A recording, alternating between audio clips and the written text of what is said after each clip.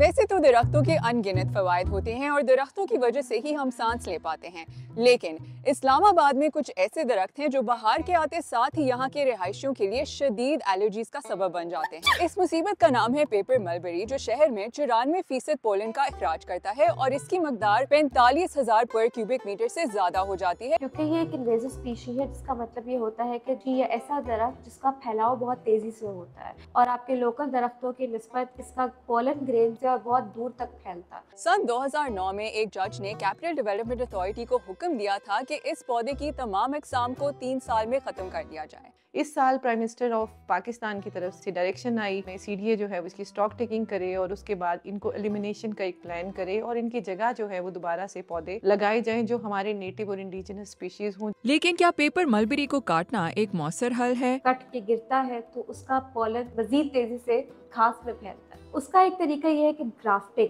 जब ग्राफ्टिंग होती है वो स्पीशी मिक्स हो जाती है, उसकी पॉलिनेशन कम हो जाती है। दूसरी टेक्निक ये है कि सुबह के टाइम में अगर आप इन दरख्तों के फूलों में पानी का छिड़काव करते रहेंगे तो उसका पोलन वहीं दब जाएगा। तीसरा कि आप लोकल दरख्त ज्यादा से ज्यादा लगाएं, नीम, अमलतास, चकरंदा।